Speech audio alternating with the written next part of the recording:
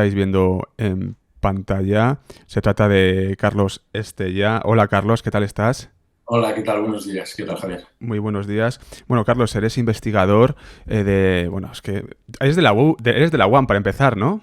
Bueno, en verdad soy investigador del CSIC, del Centro Superior de Investigaciones Científicas, pero trabajo en el Centro de Biología Molecular Severo Ochoa, que es un centro mixto entre el CSIC y la Universidad Autónoma de Madrid, aunque también he sido profesor en la Autónoma también. Yo he sido de la UAM, soy alumni, por así decirlo, así que nada, Igualmente, estamos, igualmente. estamos en familia, por así decirlo. La verdad es que es una gozada.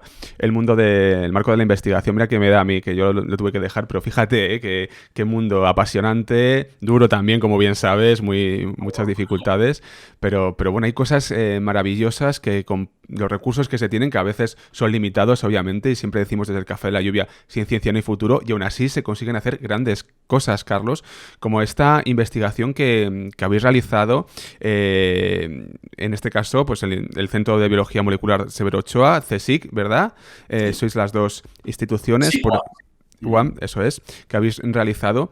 Y el titular es el siguiente. Un equipo español describe la actividad de un importante gen supresor de tumores. Digamos que ese es el titular que tenemos y ahora iremos a ello. Vamos a ir al proceso de investigación. Nos vamos a centrar en vuestro trabajo, lo que habéis hecho vosotros. Pero antes de nada, vamos a comprender, o por lo menos a definir de manera sintética, cuál es el objeto de estudio. ¿Cuál es Ah, ese objeto de estudio? De qué gen estamos hablando? Bueno, nosotros lo que hemos hecho ha sido estudiar un gen que se llama P53, que es probablemente el gen más estudiado del genoma humano, ya que tiene unas implicaciones muy importantes, ya que en aproximadamente la mitad o más de la mitad de los cánceres se encuentra mutado y tiene una función muy importante regulando la integridad del genoma. Por lo tanto, se le llama como el gen que responsable de guardar nuestro genoma, de que no se produzcan mutaciones y que eso conlleve a la aparición de tumores, ¿no? Entonces, lo que nosotros hemos hecho ha sido estudiar este gen, la actividad de P53, que tiene funciones muy, muy diversas. Él responde al daño en el DNA, es decir, cuando nuestras células están continuamente expuestas a agentes tóxicos que lo que van a hacer es dañar nuestro ADN. Y como comprenderás, tener dañado nuestro ADN pues es bastante perjudicial para las células. Por lo tanto, tiene que existir un mecanismo que prevenga que ese material genético dañado no se propague a las células hijas, ¿no? Es un mecanismo que, como vemos, lamentablemente falla, entiendo, en este caso. Ahí está una de las claves del estudio, Claro, comprenderlo. efectivamente, falla en muchísimos casos y sobre todo en mutaciones hereditarias que podemos tener en este gen o que por determinados motivos durante nuestra vida tengamos mutaciones en el gen que impida que este gen funcione de manera correcta. ¿Y cómo ha sido, primero, cuánto tiempo habéis dedicado al estudio? ¿Quiénes formáis parte del equipo? Tiempo, equipo, y cómo es un proceso de investigación de esta índole, Carlos, para que nos pongas en contexto. Bueno, el equipo está formado pues, por una estudiante predoctoral, que es Mireia Ruiz Losada, que es la encargada de realizar la mayoría de los experimentos, pero ha tenido ayuda con distintos estudiantes de trabajo de fin de máster, que se encuentran ahora haciendo la tesis fuera de España. Ha tenido ayuda de investigadores de la Universidad Autónoma de Madrid, como Ana Pero Padre, y también ayuda de investigadores del Centro Andaluz de Biología del Desarrollo, como Juan Tena. La duración del estudio, pues creo que ha sido más o menos 5 años, pero eso depende. Hay estudios que pueden ir más rápido, otros estudios que pueden ir más lento, pero normalmente este tipo de estudios suele llevar como 5 o 4 años. Y en cuanto a cómo se hace, ¿no? ¿Cómo se hace este estudio? Nos metemos en el laboratorio. ¿Qué herramientas utilizáis, ¿no? Para que la gente que no somos de ciencias, por así decirlo, de manera, bueno, pues divulgativa, accesible a todos, digamos, vale, pues así se hace este tipo de estudios. Bueno, no sé, primero partimos de una hipótesis, ¿no? Partimos de una observación, la cual nos parece interesante y intentar describir un mecanismo. Entonces, nosotros, para ponerlo en contexto, utilizamos como organismo experimental, utilizamos la mosca de la fruta o Drosophila melanogaster, no porque nos interese especialmente la mosca, sino porque es una herramienta, es un animal modelo que lleva investigándose más de 100 años. El primer investigador fue Thomas Morgan, al cual le dieron el premio Nobel en 1973, pero él empezó a investigarlo a principios del siglo XX. Entonces, imagínate la cantidad de herramientas genéticas que se han desarrollado durante todos estos 100 y pico años, ¿no?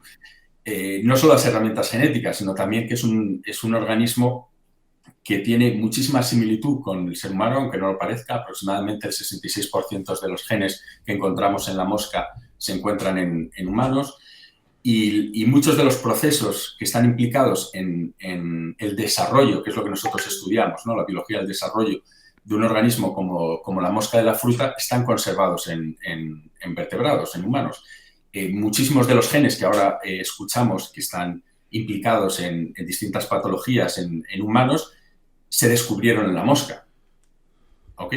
Entonces, el utilizar la mosca, que es un organismo que solo tiene 4 cromosomas, que su ciclo de vida es muy corto, que tiene unas herramientas genéticas brutales que no lo puedes, que son casi impensables realizarlas en otros organismos más complejos, ya sea el ratón, y que luego el tiempo de generación es muy corto, son aproximadamente 11 días, nos pone de una manera ventajosa al estudio de determinados procesos biológicos que llevarían muchísimo tiempo analizarlos en ratón, ¿no? Entonces, nosotros lo que hicimos fue partir de una observación en la cual vimos que las células que sufren daño en el ADN, nosotros utilizamos la radiación ionizante, eso genera roturas de doble cadena en el ADN, es decir, destroza el ADN. Esas células en muchos casos van a entrar en apoptosis o muerte celular programada, es decir, un mecanismo que tienen las células para saber que cuando su ADN está dañado va a decidir si lo repara y se mantiene viva, o si entra en muerte celular programada, que es un mecanismo que tienen las células para matarse a sí mismas, para impedir que ese material genético que no se ha podido reparar se propague en las células hijas, ¿no? Ese proceso se llama apoptosis. Entonces, nosotros lo que vimos es que normalmente las células entran en apoptosis, en muerte celular, cuando no pueden reparar ese daño, pero vimos que si esa célula no prolifera, es decir, no se divide, la capacidad de inducir la muerte celular está bloqueada, ¿vale? Y esto realmente es un mecanismo bastante interesante, porque si te das cuenta, una célula cuando recibe daño en el ADN, ¿vale? Tiene varias opciones. Por un lado, lo que hace es parar el ciclo celular para impedir que la célula se divida y propague ese daño a sus hijas e intentar reparar ese daño, ¿no? Y si ese daño no puede repararse porque es demasiado grande o porque los mecanismos de reparación fallan, tú no quieres que ese material genético dañado se propague a las células hijas y pueda ser causante de un tumor. Entonces, lo que hace es induce la apoptosis o muerte celular programada. Entonces, en el centro de todas estas decisiones se encuentra este gen, P53, que es un factor de transcripción que lo que hace es coordinar estas respuestas. Es tanto necesario para parar el ciclo y activar los mecanismos de reparación, ¿vale? Que eso sería una actividad de supervivencia de la célula, pero por otro lado también es necesario para inducir la apoptosis o la muerte celular cuando el material genético no se puede reparar. Entonces, como una misma molécula, como una misma proteína es capaz de coordinar estos eventos, pues es lo que es realmente interesante y es lo que nosotros hemos estado investigando. Claro, hemos visto el proceso, hemos comprendido la investigación, cómo es el proceso, y decíamos, hay veces que esto lamentablemente falla, este proceso falla. Entonces, ahora con esta investigación, Marco, ¿cuál es el futuro? ¿Qué se puede hacer en el futuro una vez comprendido este proceso para evitar tumores, para evitar cánceres en definitiva? ¿Cómo se puede aplicar? ¿Qué líneas tenemos? Bueno, nuestro laboratorio es un laboratorio de investigación básica, no es una investigación translacional. Para eso hay otros investigadores que lo que hacen es coger la investigación básica que mi laboratorio, otros tantos laboratorios están realizando en distintos aspectos de la biología.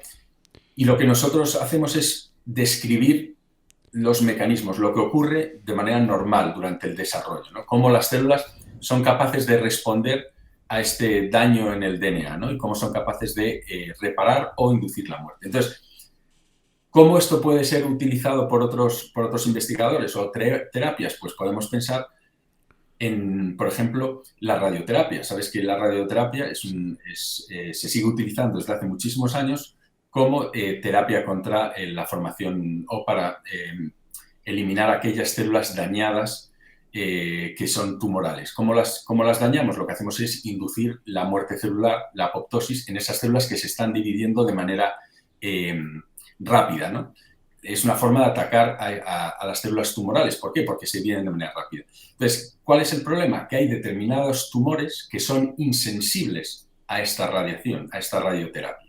Entonces, ¿por qué son insensibles? Pues es probable, podemos especular, que sean insensibles porque el mecanismo que hace que las induzca a la apoptosis se encuentre dañado.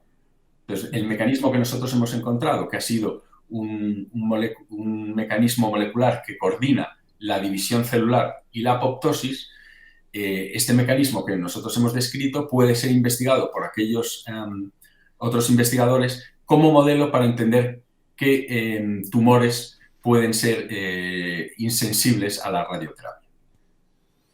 Bueno, nos dicen que lo explicas divinamente para personas que no estamos ligadas en el ámbito científico, de ciencias puras. Por tanto, es una gran noticia esta investigación. 5 años de investigación. Abre posibilidades para futuras investigaciones y estaremos atentos. Carlos, no sé si nos hemos dejado algo en el tintero que nos quieras decir, nos quieras comentar. La verdad es que todo muy claro. Muchísimas gracias. Nada, lo único es decir que la importancia que tiene la investigación básica, el conocimiento por conocer, ¿no? Que esto nos abre puertas a muchísimas otras investigaciones que nos van a dar beneficios en un futuro. Estaremos atentos, Carlos. Contactaremos en más ocasiones porque seguro que no paráis en el laboratorio, ya me lo habías dicho. Gracias por hacernos este pequeño hueco, que estáis a tope. Muchísimas gracias, Carlos. Muchísimas gracias, Javier. Muchísimas gracias. Un abrazo. Cuídate. Hasta luego. Adiós. Ahí teníamos...